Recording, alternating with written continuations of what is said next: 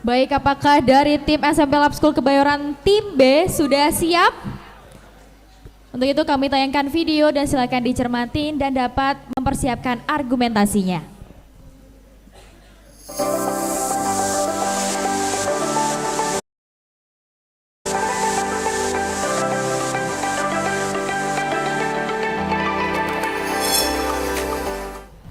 Tingginya harga bahan pertanian seperti benih dan pupuk, serta kenaikan harga solar telah memaksa petani seperti Mark Boston untuk mengubah cara kerjanya. Keluarga Mark telah mencoba mengelola pertanian secara lebih cerdas selama beberapa dekade ini. We have played with cover crops to varying degrees of success. Every year you get different weather challenges. Salah satu teknik yang berhasil dipakai keluarga Mark adalah metode tanpa olah tanah, yakni menjaga panen, dan ini mempertahankan lebih banyak nutrisi dan juga karbon di dalam tanah. Meski ini merupakan cara bertani yang ramah lingkungan, biaya merupakan pertimbangan terbesar Mark karena bisa mengurangi jumlah pupuk yang ia perlukan. Karena kenaikan harga memangkas labanya di tahun 2022, kini Mark bereksperimen dengan apa yang disebut pertanian karbon. Mark bekerja sama dengan Locus Agricultural Solutions, perusahaan yang menjual produk yang bisa diterapkan petani di ladang untuk membantu pertumbuhan tanaman, meningkatkan kandungan karbon dan retensi air, serta mengurangi ketergantungan pada pupuk. We pay the grower a fee to get the data. Then we also do the soil sampling for that grower. In that process, we are actually measuring the carbon through soil sampling. Menurut Direktur Kesuksesan Pelanggan Locus Ag, program karbon kini dari perusahaannya menghubungkan petani ke pasar karbon, di mana mereka bisa menjual karbon yang diserap, yang jika dibiarkan di atmosfer bumi akan berkontribusi terhadap pemanasan global. Petani John Nergena juga ikut program karbon kini Locus Ag. Selain menerapkan pertanian tanpa olah tanah, ia juga memelihara ternak sehingga meningkatkan upaya pertanian karbonnya.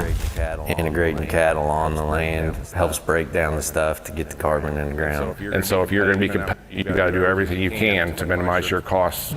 Mark berharap investasi pertanian karbonnya bisa menghasilkan keuntungan, bukan hanya dari menjual karbon yang juga karena meningkatnya panen kedelai dan jagungnya. Karena seperti banyak hal di bidang pertanian, Mark mengerti bahwa program karbon kini bukanlah suatu hal yang pasti.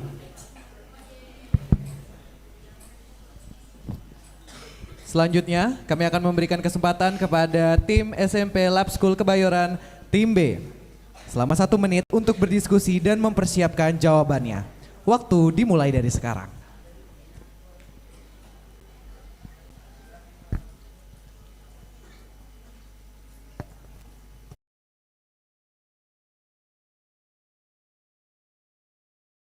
Dan sekarang kami akan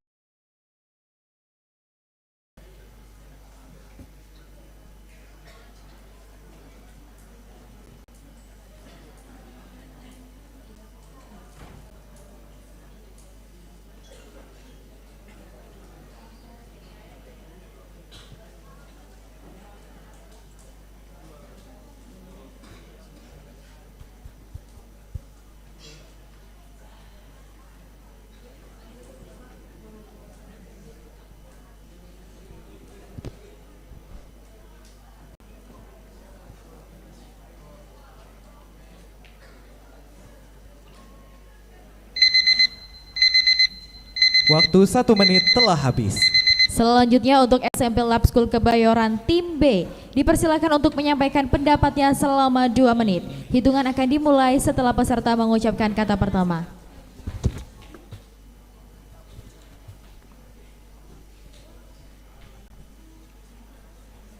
Assalamualaikum warahmatullahi wabarakatuh.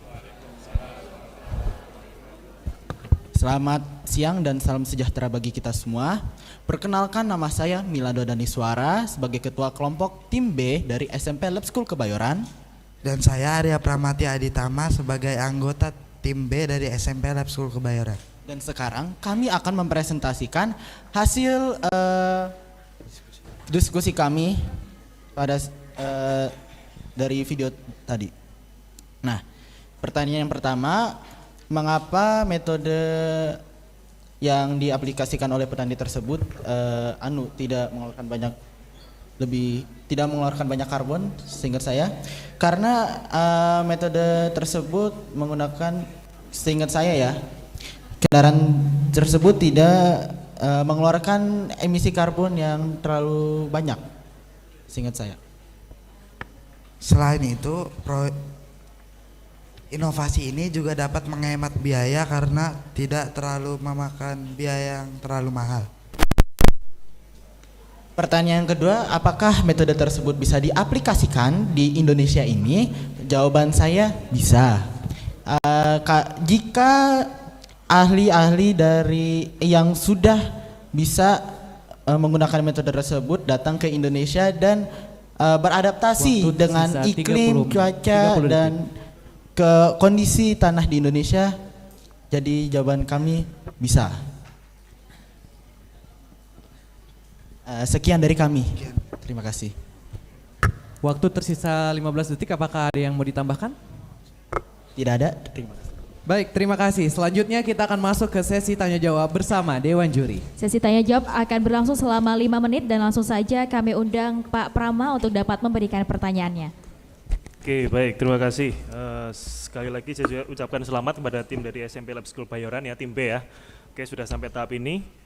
Baik, terima kasih tadi sudah menyampaikan responnya terkait video yang sudah disiapkan oleh tim. Baik, kalau dari saya sendiri masih merujuk ke video yang sama. Nah, tadi kira-kira itu pertanian karbon gitu kan, yang menjadi apa namanya topik dari video tersebut. Nah, kira-kira dari video yang tadi ditonton itu, prosesnya nangkep karbonnya tuh di mananya kira-kira Mas? Dari pertanian karbon yang di video tadi itu. Izin menjawab Pak Pramaditya ya Pak. Nah, karbon tersebut menyerap ke tanah yang di lahan pertanian tersebut. Itu Pak jawaban kami. Ya, melalui proses apa maksudnya? Kan karbonnya kan CO2-nya di atmosfer nih, di udara nih. Nah, Ya, Pak. bagaimana proses dari pertanian karbon itu tuh tadi apa menangkap karbon yang tadi sesuai disampaikan di video tadi itu kira-kira kurang lebih seperti apa gitu prosesnya? Jadi prosesnya itu namanya kan penangkapan karbon atau carbon capture. Jadi nanti karbonnya itu